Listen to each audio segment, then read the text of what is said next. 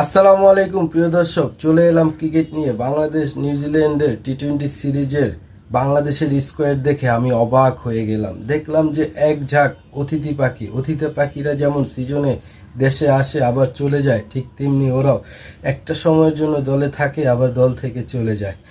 দলে আবার দুজন নতুন মুখ দেখলাম, রিপন মণ্ডল এবং সাকরাইন মুস্তাক। এই দুজনকে নিয়ে আলোচনা হচ্ছে, তবে সাকরাইন মুস্তাককে নিয়ে একটু বেশি আলোচনা হচ্ছে। শুভকামনা রইল ওদের জন্য। আমি যেই বিষয়টা নিয়ে কথা বলতে চাই সেটা হলো, এই অতিথি পাখিগুলো থেকে কি কয়েকজন প্লেয়ারকে কি ধরে রাখা যায় না, নাকি ধরে রাখার চেষ্টা করা হচ্ছে না, নাকি ধরে রাখতে পারছেন না। এদের মধ্যে আমি কয়েকজনকে নিয়ে আলোচনা করি। শেখ মাহাদি দারুণ ইকোনমিক বলার, ওয়ানডে দলে সুযোগ হয়েছিল, তেমন সুবিধা করতে পারেননি, তাই টি-20তে নিয়মিত মুখ মাঝে মাঝে দেখা যায় না। ওর যেই প্রবলেমটা হলো সেটা হলো ব্যাটিং প্রবলেম। ও যদি ভালো ব্যাটিং করতে পারতো তাহলে হয়তো ওয়ানডে দলেও ওর সুযোগ হতো, কারণ ও একজন ভালো ব্যাটসম্যান। কিন্তু আমার প্রশ্ন হলো যে ও এখনও কেন নিজেকে ইমপ্রুভ করতে পারছে না, এত বছর হয়ে গেল দলে কেন পারছে না, এটা হলো আমার প্রশ্ন।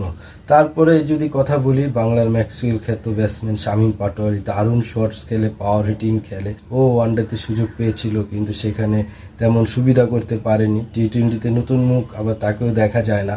তারপর যদি কথা বলি নুরুল হাসানকে নিয়ে, উইকেট কিপার ব্যাটসম্যান, খুব ভালো একজন ব্যাটসম্যান, ফিনিশিংয়ে ভালো রোল প্লে করে, খুব কম বলে অনেক বেশি রান করতে পারে। সবচেয়ে বড় কথা হলো ও ধরে খেলতে পারে। ওয়ানডে দলে ওরও সুযোগ হয়েছিল কিন্তু ও তেমন সুযোগ করতে পারেনি। কিন্তু আমার প্রশ্ন হলো, কেন নিজেদেরকে ইমপ্রুভ করতে পারছে না, এত বছর হয়ে গেল। দেখেন, নতুনরা দলে সুযোগ পাবে এটা স্বাভাবিক ব্যাপার, কিন্তু 2-1 ম্যাচ খেলে বাদ পড়ে যাবে এটা অস্বাভাবিক ব্যাপার। একজন প্লেয়ার দলে সুযোগ পেলে ও কতটুকু পারফরমেন্স করতে পারবে, ওর নিজের প্রতি কতটুকু আত্মবিশ্বাস রয়েছে, তার থেকে বেটার জানা দরকার টিম কোচ ম্যানেজমেন্টের।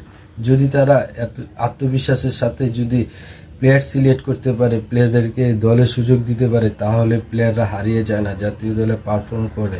আপনারা ইন্ডিয়ার রিপ্লেসমেন্ট দেখেন, একজন চলে গেলে ওর জায়গায় আরেকজন যখন খেলে মনে হচ্ছে যে ওই ওয়ার্ল্ডের সেরা ব্যাটসম্যান, কিন্তু বাংলাদেশ এখানে ব্যর্থ। আমার প্রশ্ন, কেন তারা পারছে না? দেখেন, একজন প্লেয়ার পুরোপুরি তৈরি হয়ে কিন্তু জাতীয় দলে আসে না, জাতীয় দলে এসেই কিন্তু তাকে তৈরি হতে হয়।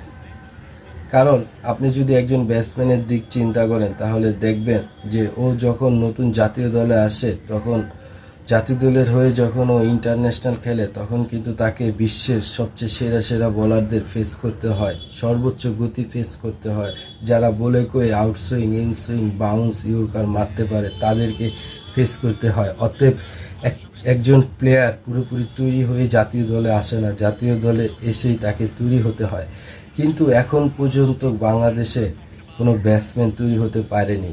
এই ব্যর্থতা কার? আমার কাছে যেটা মনে হয় সেটা হলো, ক্রিকেট নিয়ে গবেষণা দরকার আছে, ক্রিকেট প্লেয়ারদের নিয়ে গবেষণা করার দরকার আছে। কারণ প্লেয়ারদের ইমপ্রুভমেন্টের অনেক জায়গা রয়েছে, ওদের দুর্বল জায়গাগুলোকে নিয়ে কাজ করতে হবে, তাহলে হয়তো সে ভালো ব্যাটসম্যান তৈরি হবে। কারণ বাংলাদেশে এখন যারা রয়েছে, যারা যথেষ্ট ক্যাপেবল, কিন্তু ওরা নিজেদেরকে তৈরি করতে পারছে না। ওদেরকে তৈরি করতে হবে, ওদের উইক পয়েন্টগুলো নিয়ে কাজ করতে হবে। ইমপ্রুভমেন্টের অনেক জায়গা আছে যেগুলো নিয়ে কাজ করতে পারলে ওরা ওদের ধারাবাহিকতা ফিরে পাবে। তো আমি আর বেশি কথা বলবো না। বাংলাদেশ টিমের জন্য শুভকামনা সবসময়। কাল টি-20 সিরিজের প্রথম ম্যাচ, দেখা যাক কি হয়। তো আল্লাহ হাফেজ, ফিরে আসবো নতুন ভিডিও নিয়ে।